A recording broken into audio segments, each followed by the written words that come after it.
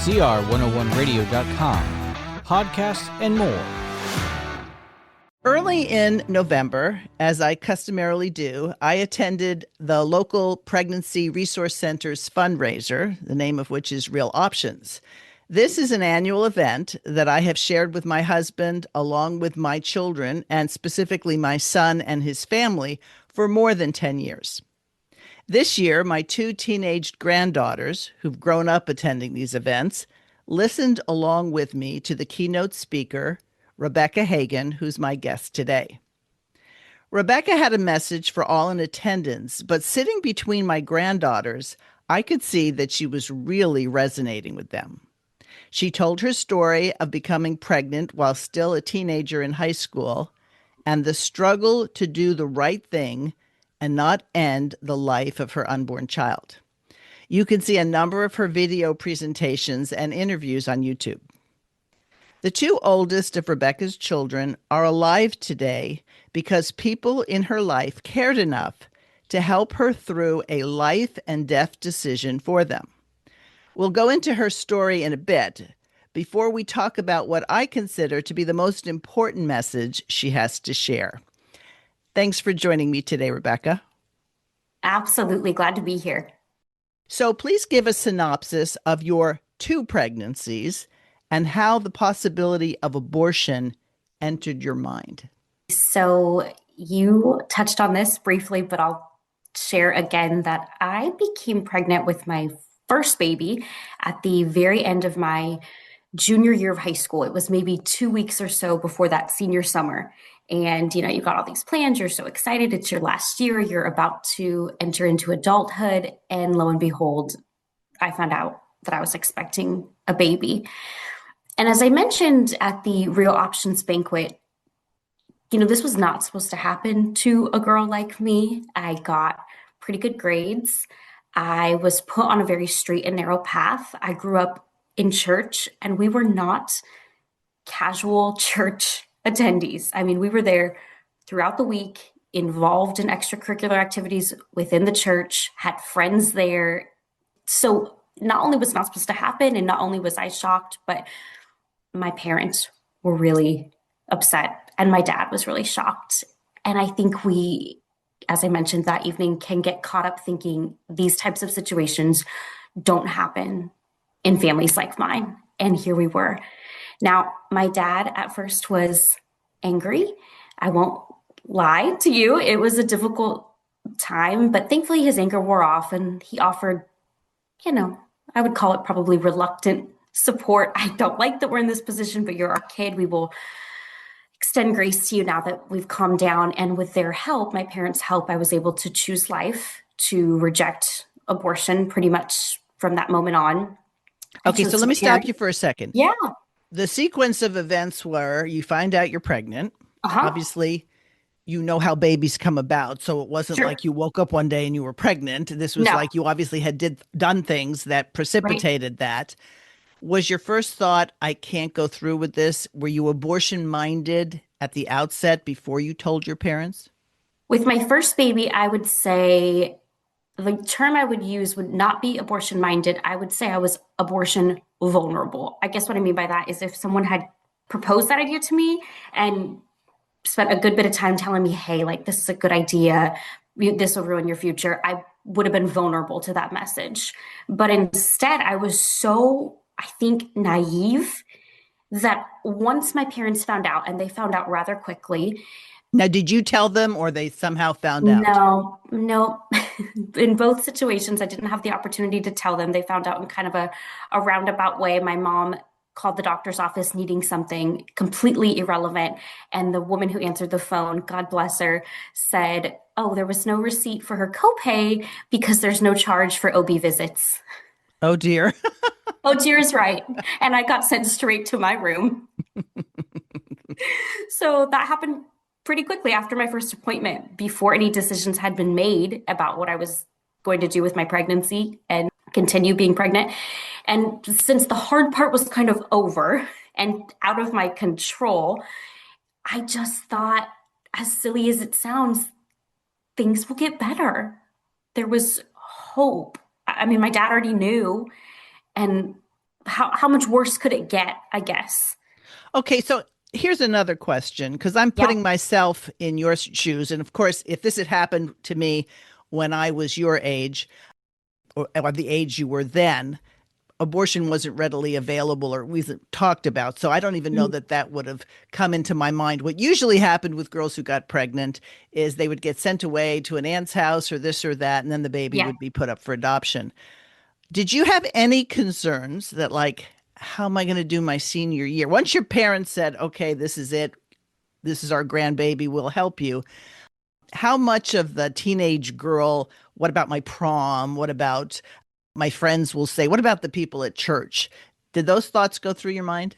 Yeah, they definitely went through my mind. Probably the moment I found out I was pregnant, and then there was like a lull where I think I was just kind of in a fog. And then after I chose to carry and knew I was going to be parenting and not placing for adoption, those feelings and thoughts came back. Absolutely. I was terrified of what people would think. And the thing about an unplanned pregnancy is obviously the baby is not sin. I don't want to mince words here, but you do have to walk around with a very visible example of what you've done behind closed doors. So there's no secret to Yes. be had when you are visibly pregnant. And that was quite embarrassing. I was terrified about what people would think. And I know that people at school, I went to a very large, uppity, well to do high school in Northern California. When parents would drop their kids off, they would stare. And it was almost like I had the plague or something contagious, don't go near her. And so it was super embarrassing. And the kids at school didn't know what to think. You're walking around and you start to show and you've got a belly and you're not supposed to. And it's bizarre for them. And it was just incredibly embarrassing. Yes, I was worried about what my church would think. I went to a very small, very conservative Southern Baptist church, probably had maximum, 150, 200 people. Everybody knew everyone. And that was terrifying. All of it was embarrassing. And unlike you, I grew up in a time where sending your child off to, say, a maternity home was not the norm. And so there I was at home and I begged my mom to do some type of homeschool or virtual school. And they said, no, you're going to go to school and you're going to make the most of your senior year. And there's no and if or buts about it. And looking back, I'm actually so grateful that they made me stay there. But there was no prom. I mean, I missed out on a lot. Yeah. So, how about the father of the child? One of the things that I know have happened in the past, a girl is pregnant, and then I've seen this happen even in Christian schools, she's asked to leave. Mm. They don't want to have to deal with the kind of dynamic that you described in your public school. But the father of the child kind of gets away with it because number one, he's not visibly getting bigger as time goes on. He may not even be claiming the child. Was this person involved with the decision and that he would consider parenting alongside with you, even though you were still living in your parents' home? So he was a little bit older, just by a few years, but already out of high school. So no issues as far as him running into the school. But I absolutely hear you. And I do see that commonly that a young man is not punished, so to speak, in the same ways that a young woman is when she becomes pregnant on campus. As far as his reaction and what he had said, I mean, he certainly was not happy. I think he too was kind of like, well, shoot, you know? But at that time, it was implied that we were going to be together and he was going to stick around and help out as best he could. So nobody was excited, as sad as that is to say. But at that time, he wasn't pushing abortion. Okay. And you were 17 at the time, correct? Yeah.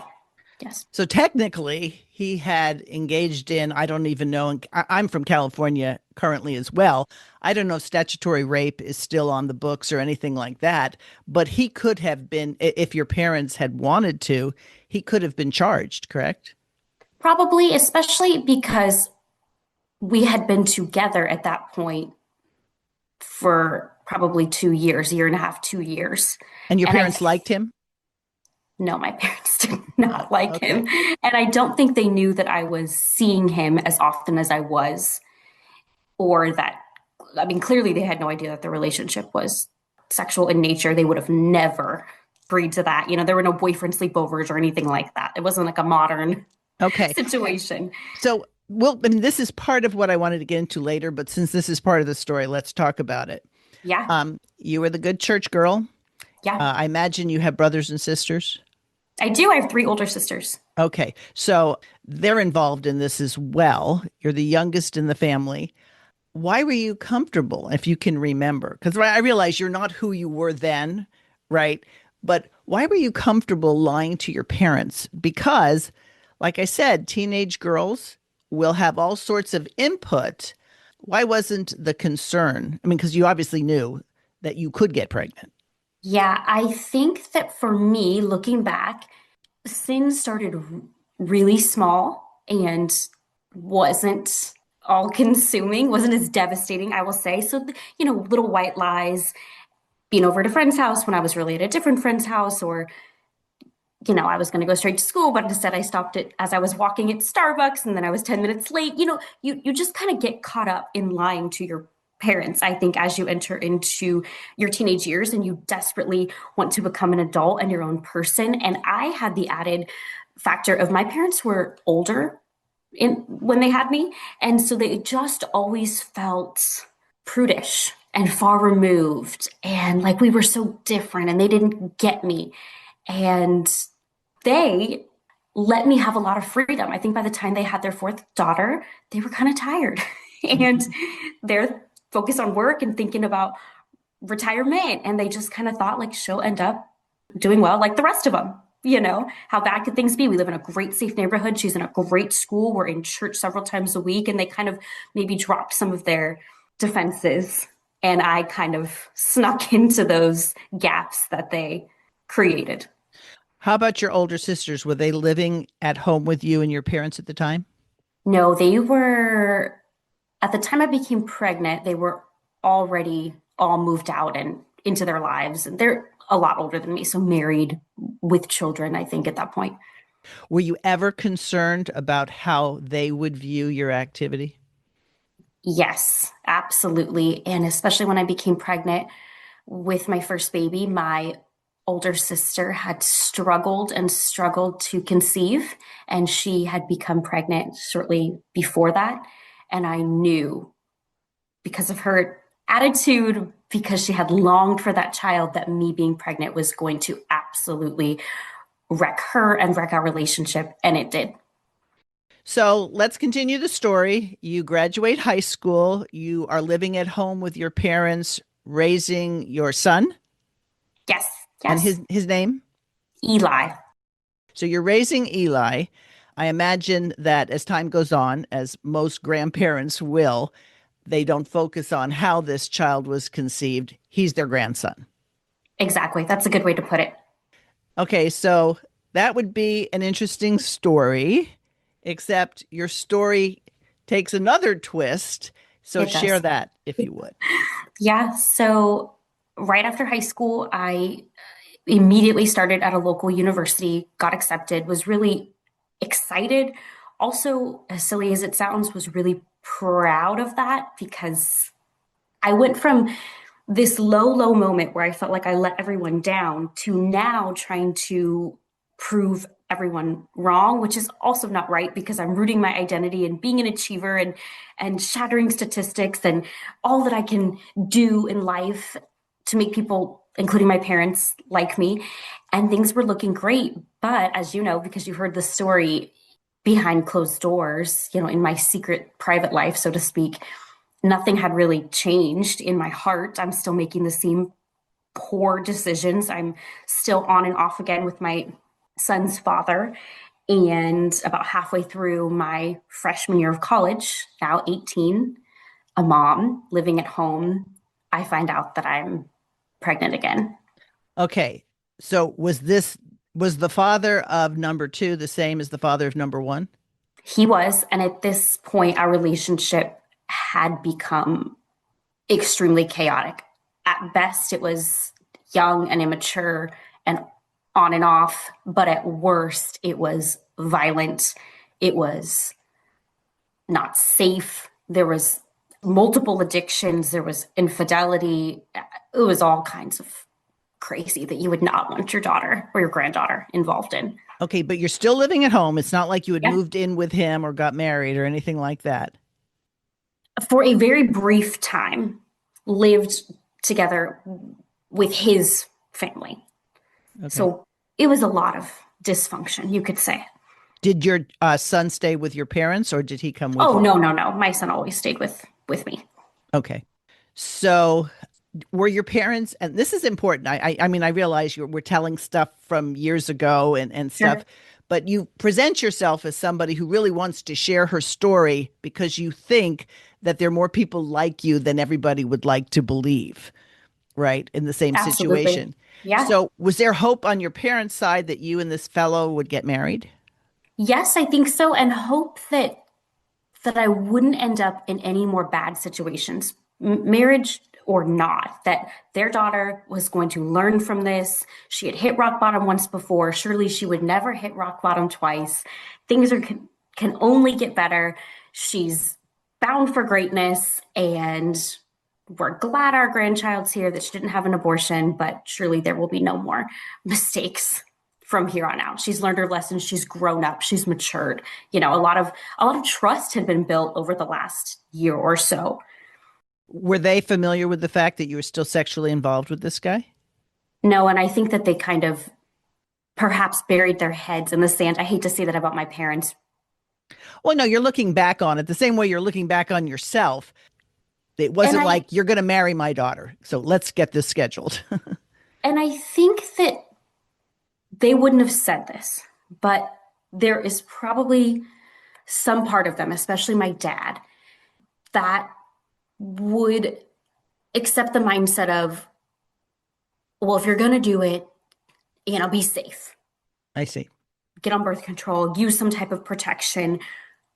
But now, having worked in this pregnancy center movement for 10 years and obviously being an adult, I can tell you that wasn't the answer. That wasn't the answer I needed to hear, but that was perhaps what my dad was hoping, that I would just, quote, be safe and make better decisions.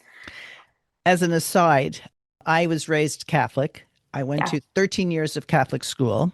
My father was a physician who would not perform abortions, whether it was legal or not. And yet, Wow. when I was heading out to college, before I went away, he got everybody else out of the house and he sat down with me and he decided to show me the rhythm method. And it was Oh like, my what? goodness. So what was the message there? The message was don't come back pregnant. Now, Exactly. right, that was the message. So I can relate to the idea. At this point, looking back, I'm like, what was he communicating? He was saying, I guess he was saying, you're probably going to do this anyway. And so this is how you do it. And then when you think about anybody who understands the rhythm method, it's, very technical and you have to measure your days of fertility, and it's like, that's probably not how it's going to happen with a college student and Right. stuff. I do know that for a lot of people, because, I grew up in the 70s and such, there was so much changing that it was easy to say, oh, if we can just get through this, it'll be fine. And so it's not so much we're condemning your father or your mother's attitude. It was like, it was typical. That was probably more the norm than anything else. Oh, absolutely. And I had girlfriends who did not become pregnant, but who, when their parents found out they were sexually active, did not argue with them or try to stop them, but simply took them to the gynecologist or the family physician rather, and put them on birth control because they adopted what you just said. Well, it's going to happen anyways, so you might as well, quote, be safe, I guess. And in the early 2000s, because my daughters played golf and I got to know parents, there were parents who actually said, well, I've told them it's okay to come to our house because I would rather they had sex in her room than at a motel, at a sleazy motel. So you get to see how the relaxing of biblical mores has effect all around, so that you're really getting the message that says the worst thing is to have your sin discovered. That's the worst thing.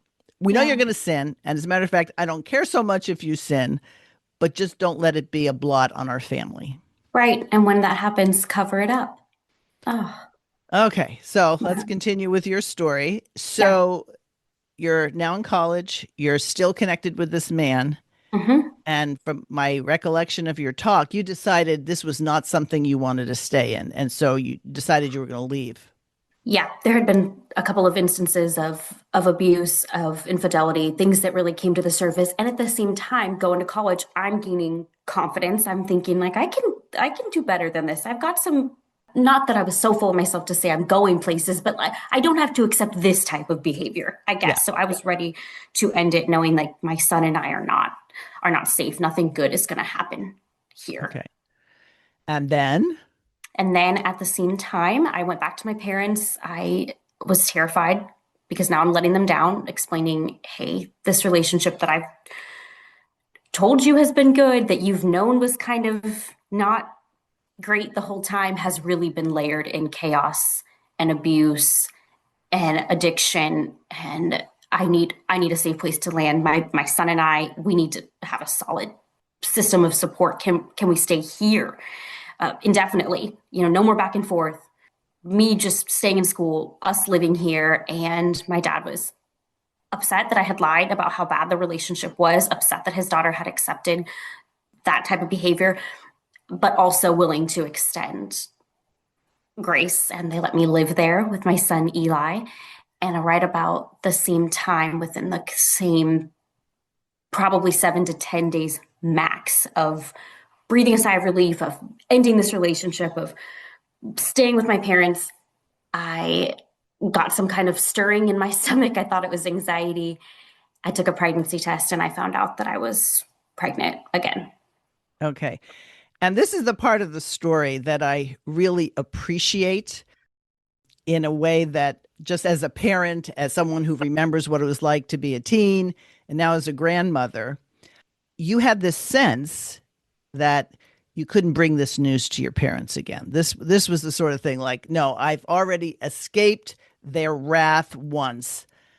So what were you thinking at that point? You're exactly right. Not only have I already escaped their wrath once, I felt burdened for them. Like I've put them through too much. They don't deserve to go down this route with me again. And they've spent a lot of time and money and energy supporting me and the almost 1-year-old I have here under their roof. And they don't deserve this, and they don't deserve the shame and embarrassment that will certainly come. And I thought about not just them, but my almost toddler who was counting on me to make it. And I thought about how we'd probably, at least for a time, lose my parents' relationship. Like they would cut off contact, or at least I thought about my dad kicking us out, because the cardinal rule in his home after he accepted the news of my first pregnancy was, there can't be another one. He basically said, I think his words were, you've exhausted grace. You've exhausted our grace, Rebecca. Yeah, gotta do better. Everybody messes up, but not everybody messes up so many times. So get it together, kid. Something like that. And here I was messing up. And when you've rooted your identity in achieving and success, and now you're afraid of people finding out who you really are, the same old person making the same dumb mistakes. I mean, the enemy attacks you and you're so full of shame. And it's incredible what shame and fear can enable you to do. I mean, you're willing to compromise everything that you believe in to preserve what the world thinks of you, I guess. Okay. So the first time you said you really weren't abortion minded, but this time you most definitely were. This time I most definitely was. So what was your train of thought? And then what did you do? So at this time, there was really no future that I could see where I kept this baby, not choosing adoption because I'd still have to carry the pregnancy. My dad would still find out, the consequences would still come, and I'd have to place, which would be too emotionally traumatic. And that's how women describe it. Women in this position are looking for, I think, finality, and adoption, as beautiful as it is, to a scared young person presents a lot of unknowns. No door fully closes. And that was just out of the question. And I thought about this baby suffering and the child I already had suffering and me suffering. And I thought abortion is not what I want to do. It's what I have to do.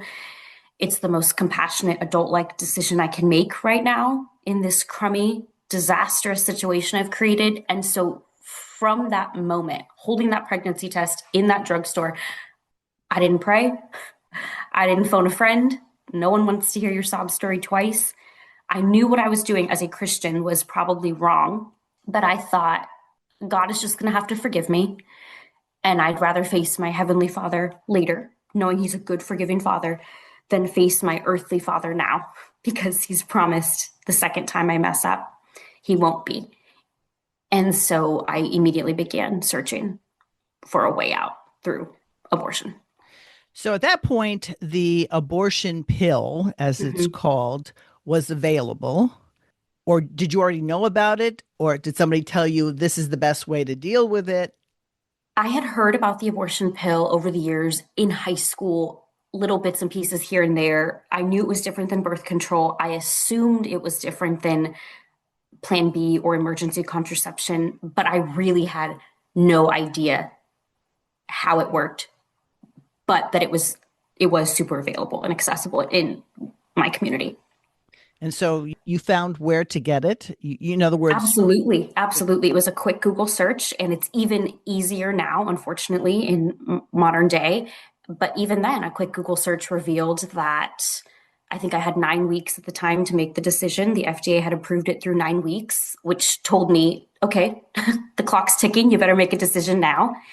All of these different brick and mortar abortion clinics popped up within about a 35 mile radius of my home, over between probably 6 and 10, right there that I could drive to and end this without anyone ever knowing. And I will never forget reading their tagline was, you can go back to work or school within 48 hours. And I thought, well, this is perfect. Not perfect in the sense that this is easy or what I want to do, but compared to, say, a surgical abortion, this is the easier, less expensive, less invasive, more natural route. And because it was just air quotes, pills, I started to compartmentalize and to really think, well, how bad could this be? Like, I'm just taking a couple of pills. And looking back, I realized that too is how the enemy distorts and deceives, getting you to think, well, it's really not all that bad. And then you look back and you're like, oh my gosh, how did I get here? Yeah. So this is a touchy subject today within pro-life circles in general, but I'll ask you directly. Did you have a sense as you found a course of action, you were going to do it? In your mind, did you say, I'm about to murder someone? No. So that didn't compute. In other words, either you had just decided that I'm not going to think about it. I mean, did you think at the point that life began at conception? I don't know that I thought that much about it. I don't think that I thought too much about when life began, unfortunately. These aren't conversations we had in our church or in our home. And so that wasn't my thought. I did feel like what I was doing was wrong. I wouldn't have used the term murder, I don't think. I probably could have said or accepted, like, yes, I'm ending a life, but I have to continue my life. And there's no way that this life and my life can exist. Okay, so you basically made the decision. Your life and Eli's life was more important than this life. Yes. Okay. So you found a place to go. You went, and what was the process of how they reassured you, person to person, that this was just going to be just fine and it would be done, closure? How'd that work? It was super simple. And I think this would probably shock most parents, especially in places like California, but a lot of states today in 2025, because you can access abortion, including chemical abortion, which is incredibly invasive, under 18 without a parental consent. I was told how to get temporary emergency Medicaid or Medi-Cal to cover it. So my parents would have no idea. And they tell you the same thing you read online. So basically, the elevator pitch or spiel that you get when you get there is this will be really natural, much like your monthly menstrual cycle. You're going to bleed, you're going to cramp. They said if you have blood clots larger than the size of a lemon, go ahead and give us a call. But other than that, you should experience things that are within the realm of normalcy when it comes to a chemical abortion, I guess. And they never say chemical abortion, it's a medication abortion, because I think that sounds gentler. And they said, you're going to start this process here today in the clinic. You'll take the first pill, which will just end your pregnancy, known pharmaceutically as mifepristone or RU486. And there's no talk of, what does that mean? What does that mean? How do you end a pregnancy? And they know good and well that these scared young people, I'm 18 at the time, we don't know how to ask that question. I'm not even thinking about how does a pill end a pregnancy until much later. I'm just thinking, okay, check a box, pill ends pregnancy. Okay, got it. And then she said, when I got home, 24 hours later, when I got my son to sleep, when my parents went to sleep, that I would take a second set of 4 pills called Cytotec or misoprostol, that I would let them dissolve in my cheek, swallow, and that it would just expel my pregnancy. And again, you're kind of nodding and it's all very rushed and you're like, okay, sign right here. Okay. End pregnancy, expel pregnancy. Got it. But then you backtrack and you're like, well, wait a minute. What does that mean? That I'm going to expel a pregnancy? Again, a question I didn't think to ask. Young women just think, and I think want to believe, that their baby and their problem just disappears. But it doesn't, and that's not possible. And so what was kept from me was, of course, the way medication abortion really works. And no one is asking you, well, is it a rational thought that your dad is going to kill you? Is it a rational thought that your parents are going to kick you out? What kind of people are they? What's your faith life like? What's your family like? Everybody is just affirming you in your abortion decision and in your sin. So somewhere along the line, after you've taken the first dose or the first pill, I don't think it was from your story, it was not too long after that you were like, what have I done? Yep. It was probably a maximum of 2 to 4 minutes after. So you take the first abortion pill and you leave the clinic, and the rest of it you complete on your own. So as I was leaving, I was handed that bag with all of the other drugs, and I got to my car still in that parking lot, and I sat down, and it was just a complete 180, just a complete scales torn off my eyes, now seeing clearly, fog lifts, and you're like, what did I just do? I don't even think I believe in abortion. And I'm a Christian. I have a baby that I love. And you're questioning yourself. You're like, how did fear get the best of me? And I think I said this when I spoke at Real Options, but if I didn't, I'll say it again now, that in that moment, I felt so vulnerable and like I had been deceived by Satan. Like he had been a part of this and the way I was seeing things and the marketing that was put in my path that led me towards this decision. And like I was still being pursued by Satan, now feeling the grief and the shame and the heaviness and the isolation.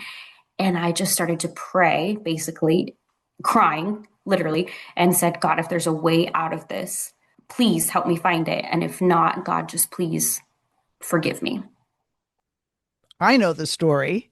Somebody or something led you to what's called the abortion pill reversal protocol. How did that happen? Looking back, probably say that this is just the Lord and his grace and mercy that I did not deserve. But after praying, I pulled out my phone because that's what we all do. We go to our phones. And I typed in something like, I started a medication abortion and I don't want to finish it. Nothing comes up. I took the first abortion pill. I don't want to take the second. And as I'm searching, I realized that, okay, it's not just me. It's not me being irrational and impulsive and flighty. other women are regretting this decision, and knowing that they have to go home and not only facilitate their abortion and their child's life, but turn their bathrooms, their dorm rooms into a place of trauma that they're going to have to look at forever. That's not sitting well with them. And so I was a little bit relieved to know that I wasn't crazy, but also still determined to try to find an answer. So I finally found a hotline network, then called Abortion Pill Reversal, and the website was abortionpillreversal.com. And it was connected, the 1-800 number was connected to a pregnancy center in California, a medically licensed pregnancy center, answered and facilitated by real nurses and real physicians, which we know the other side does not think is the case. And I called while still in that parking lot of the abortion facility. And I talked to a nurse, and I said, I've messed up. I saw your ad that said, if you've taken the first abortion pill and are having doubts, to call us. And so here I am calling you, and I don't know what to do. And in that moment, she was the only person who didn't just co-sign on my sin. You know, she really talked to me like an adult, because I was 18, and like I wasn't beneath her, and like abortion wasn't my only option. This is the part of your story that I absolutely love. I don't know if you remember the name of this woman or not. Oh, yes. Okay, Yes. I guess you do. But when you expressed that she had listened to you, and she was like, it wasn't like, you've done wrong, come in here immediately. First of all, she knew that if you had just taken these pills, you had some time before you were going to take the second one anyway. And I love the part where you say to her, my dad's going to kill me. My dad's going to kill me. Yep. And instead of giving you some sort of, I don't know, religious answer, for lack of a better term, she says, well, has your dad ever killed anyone? And you said, no, I would be the first. And it made it just such, I think, I don't know if you started laughing at that point or whatever, but she just took all this pressure off by asking you to really think this through. Was your dad actually going to kill you?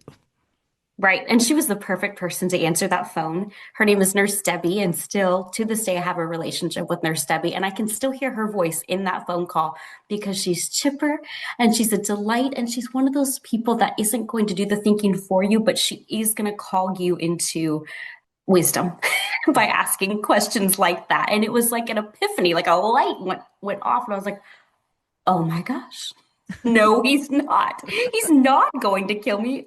That would be so out of character.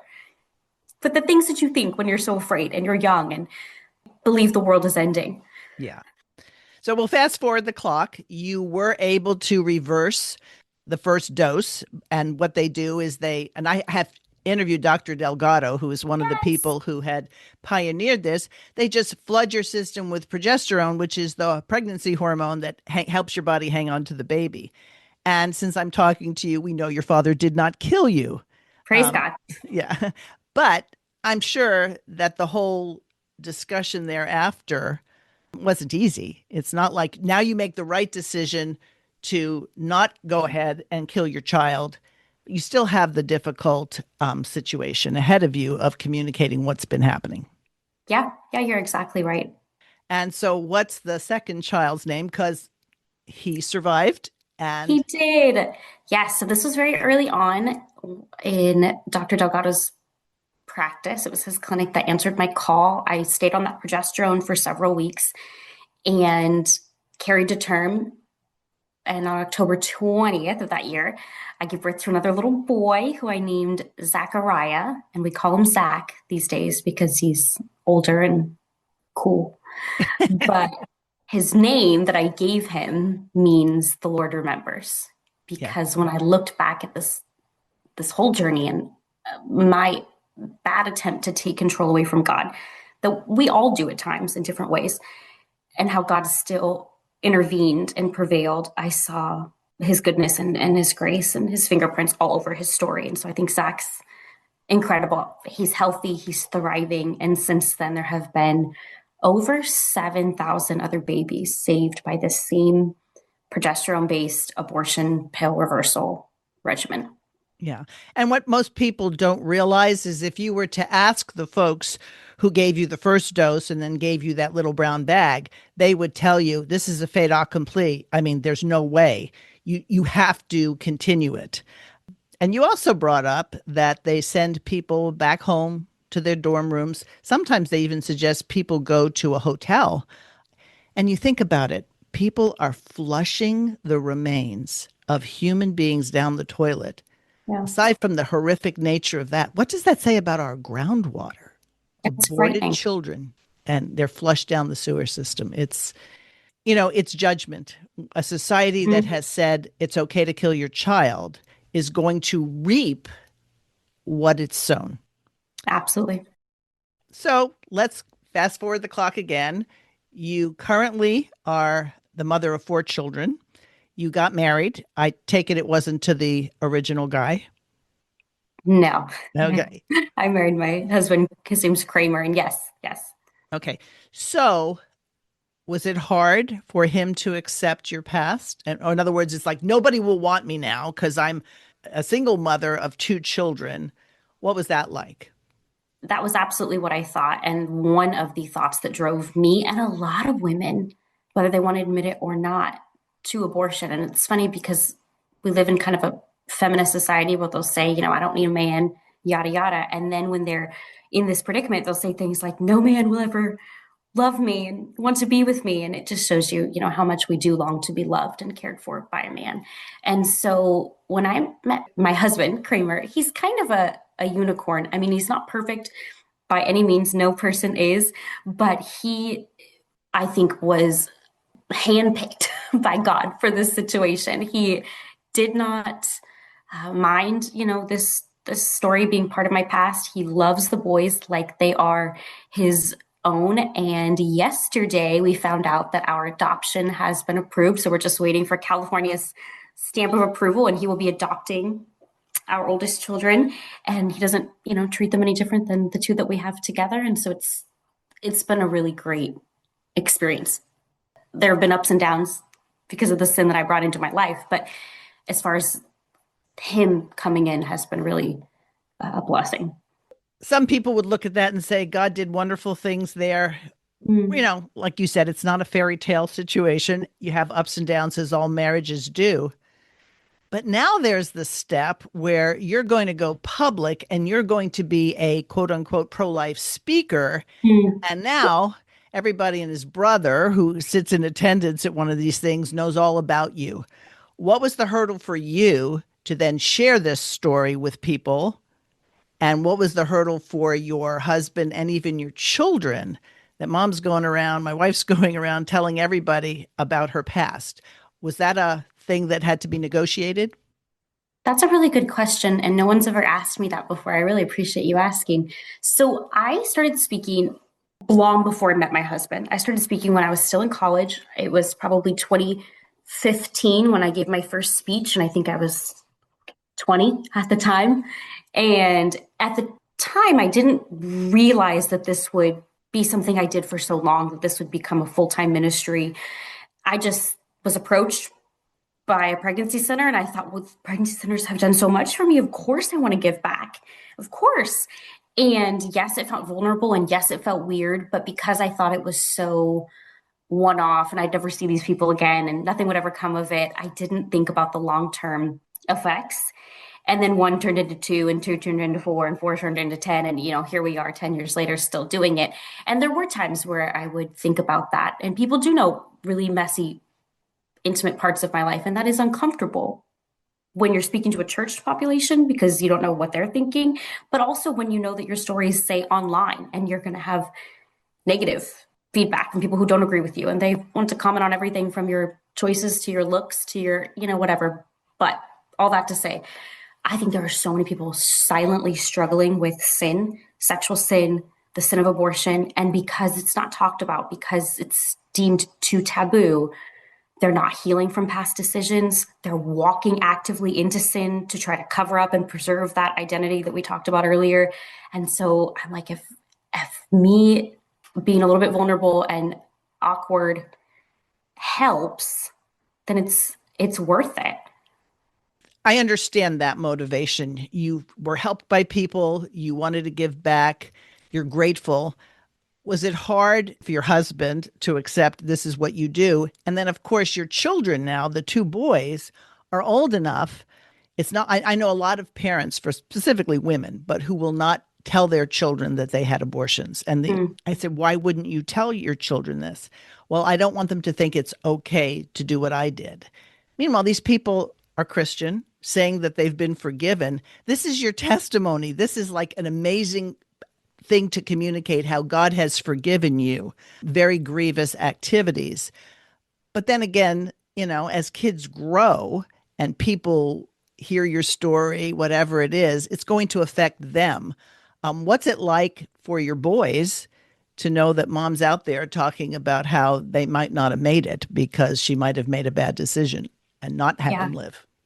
So to answer the first part of your question, did it bother my husband or was he concerned about it? No, I think that's one of the things my husband was drawn to. And he's got a political leaning to him. He's interested in these types of topics. And so I think that there was some admiration there. His parents are pastors. He's used to people kind of sharing about their family and things like that. So that was kind of normal for him. When it came to the kids, that didn't become a concern until they were older. Reason being, when I would speak, and I was a single mom, they were young, I would take them.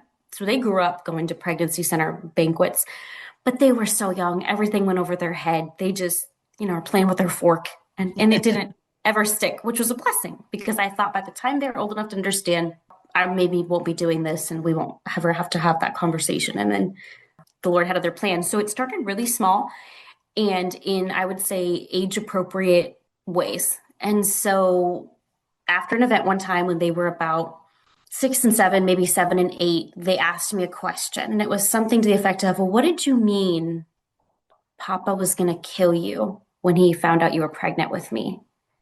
And I was like, oh, they're listening. Okay, here we go. And so at that time it was, well, sometimes when moms are pregnant, they're scared and they need help. And so I was really scared. I didn't know what would happen. And of course, Papa wasn't really going to kill me. But sometimes when we get scared, we do think crazy things. Like when you do something bad, you think, oh my gosh, my mom is going to hate me or my mom's going to kick me out of the house and I'll have to live in the backyard. But you know that those aren't true, rational thoughts. And so kind of bringing it down to a 6-year-old, 7-year-old, 8-year-old level. And then as they got older, it was, okay, a 9, 10, 11-year-old level where they're hearing from their peers about abortion and they're watching on the news and other channels, political campaigns and commercials. I mean, it's everywhere, even when they're very young. And so, okay, when mom was scared and when a lot of women are scared, they consider abortion, not because we didn't love you, but because we were so fearful of the life that you would have, of the life that we all would have. And I always made sure to tell him, especially my second, this had nothing to do with you and me not wanting you. This was me being so caught up and fearful that I couldn't see light at the end of the tunnel. And then always kind of coming in with, and everyone makes mistakes. And I think as they've gotten older and they're into their teenage years now, that this has created, at least I hope, an environment where they're going to be willing to come to me when they mess up. And to know that we are a family who extends grace and second and third and fourth and fifth chances. And we help people. And that's what God has asked of us as believers. And that's what God grants to us is grace and mercy. And so I think that that's helped them. Yeah. This next question really sticks with me because a lot of times you're not the only one and you weren't billed this way. I know Abby Johnson, when I've heard her talk, I don't know if she still says it this way, talks about an unexpected pregnancy. And to me, that kind of sounds euphemistic, right? Because it kind of takes the sting off of it. To even have to consider abortion, there are downstream issues that have not been confronted. So would you say, rather than parents approaching their children and saying, hey, don't get pregnant or don't have sex or something like that, which then makes the fact that chastity, waiting till marriage sounds like, as opposed to it's a beautiful thing. And Right. God's law is there to bless you, not to just kill all the joy in your life or whatever. Looking back, if you could write the script and go prior to your pregnancy, what would you say to your parents, or what would you think your parents could have said or done ahead of time that might be encouraging to parents today, who, especially if their children are in public school, they know they're not getting the message of you should wait. They're getting a more direct version of, if you don't want to get pregnant, this is how not to do it. Not like whatever you do, don't get pregnant, which is kind of how parents sometimes will come across. What would you say? Because I'm sure there are people here, I hope there are, who are going, have I really squared this away with my kids? I mean, they're good kids. I mean, I'm sure your parents would have said you were a good kid. So what would you say? I love this question too. I think this is shaping up to be probably my favorite interview ever. And I completely agree with you. I think it's almost silly to say unwanted or unplanned pregnancy. When I think about life before I got pregnant, what my parents should have done, and again, they would admit this now, but they didn't have the tools or the words or the resources to even know this, is get ahead of this when I was young, have frequent small conversations that were age appropriate, but to always come back to what you said, which is sex is a gift that God has given you. And it is best enjoyed within the context of marriage, because that's when you're safe from all sorts of things, safe physically from sexually transmitted diseases, safe enough to bring a baby into this world. Your body was designed to create life. And so when you have sex, you're literally telling your body to get pregnant. And when you become pregnant, I mean, ideally, that's a thing that you should celebrate, because it's a sign that your reproductive system is working and doing exactly what you asked it to do. But everything is so disconnected and compartmentalized, and we just throw a patch or a pill and we just say, don't get caught. And it's crazy. And so I think that is where the disconnect happened. There were no conversations about sex. Sex was awkward and it was taboo, and they didn't know how to talk about it. And they just thought if we don't talk about it, our kids aren't doing it. And boy, were they wrong. And I would have loved to have heard that, yes, sex is a gift. It is enjoyed best in monogamy, in marriage, and it is designed that way because having and engaging in a sexual relationship outside of those boundaries creates heartbreak and pain and situations that God never wanted you to experience. God never wanted you to know what it was like to be a single mom, to be heartbroken because your partner left and now you've got these broken soul ties with all these different people. I would have loved to have heard about the bonding chemicals in the brain and in the body, like dopamine and vasopressin and oxytocin. I mean, these things that are just incredible that young people have no idea about. They're just almost like walking into these situations blind, Right. And I think that would have helped a lot. And then if I could encourage parents, I've been saying this a lot lately, so you didn't quite ask, but I am going to say it. One thing I think that they could have done when they having some conversations with me, not about sex, but they talked a lot to me about drunk driving. I don't know why, but that was kind of their thing. And they always said, as stern and as old and as strict as they were, if you ever get drunk at a party, call us. Just call us. You're not going to be grounded.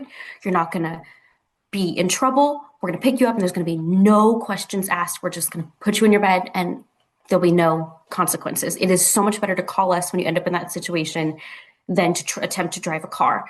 And I think that parents can do the exact same with the sex/pregnancy conversation. It's, look, this is not what I want for you. This is very dangerous. This is not what God wants for you. You should not engage in this. But goodness gracious, if you do, and if you become pregnant, please come tell me. We'll get through this together. You're not going to be in trouble. We're not going to shame you. We just want you to be safe. We don't want you to make any bad choices while you're not thinking clearly. It's, to me, the same type of conversation. Yeah. Yeah. And I think this goes back to a theological absence in most Christian homes and sadly in a lot of Christian churches. You were more afraid of your father than you were afraid of God. And of course, the fear of God, the fear of the Lord is the beginning of wisdom. So from the time children are young, whoever's listening, that their children are at whatever stage, this must be communicated because, yes, God is a forgiving God, but willfully sinning, I mean, your theology was terrible. God will forgive me, but I'd rather have to deal with him later. We're always dealing with God. And so if children understand that nothing is done in secret, I mean, you could hide things from your dad, you could hide things from your mom, but God knew exactly what you were doing. I just heard you say it. When you got into the car, it's like the scales came off your eyes. Satan had accomplished his mission. You were starting the process of murdering a child. Mm-hmm. This is not a new thing for Satan. Think back in the Egyptians telling the Hebrews they had to throw their babies in the water, or Herod going after all the children under 2. This is not new. But at the point at which you came to realize that, that was the intervention of God. Satan no longer cared about you at that point. He had accomplished his mission. Just like I tell my students, it's not like when Satan approached to Adam and Eve, he really cared about their future. He did not. His assault was on God's image bearers. And sadly, the Planned Parenthoods, the abortion providers, these are assaults on God's image bearers. And so past what you thought intellectually or whatever, God was with you because Eli and Zach were supposed to live. And I think we need to have a theological basis that says we trust that what God tells us to do is right and good and for our benefit, but not make it that the law of God is this bat that keeps hitting you on the head. It's more like a bouquet of flowers or a wonderful banquet. It's not to oppress you. And it's Satan's lies that make people think, yeah, I know. My parents just don't want me to have any fun. You're a testimony to the fact that your actions didn't produce fun. Amen. Absolutely. All right. So there may be people who want to get in touch with you or want to know more about what you do or have you speak to their group. How would they get in touch with you? Online is probably best. And then from there, you could shoot me an email. My website is rebekahhagen.org. And my email address is becky@rebekahhagen.org. And from there, I'm happy to get on a call or I'll talk to anybody, even if you've got a young lady in your life. I talk to teenagers frequently. But that's a good place to start. Just because there's a couple of ways to spell Rebecca, yours is with the K and ends with the H, correct? Correct. Well, thank you so much. When I sat there, and it was in early November, as I said, and heard you speak, to be honest with you, I'd never heard of you before. And it's kind of like, okay, I sat through a lot of keynote speakers. Some were better than others or whatever. I mean, I don't know how everybody else reacted. You know, when you're up on stage, you can see people's faces. All I knew was that I was in this group of one girl here, and I could see they were so connected. And I thought, even your mistakes, God has redeemed to glorify him and further his kingdom. And I'm just so happy that not only I heard you, but that I've gotten to know you. Well, thank you. And it's been great getting to know you. And I'm so glad that your granddaughters were there. Yes, indeed. All right, folks, let us know what you think about our conversation today or other things you'd like us to talk about. outofthequestionpodcast@gmail.com is how you reach us, and we'll talk with you next time. Thanks for listening to Out of the Question. For more information on this and other topics, please visit chalcedon.edu.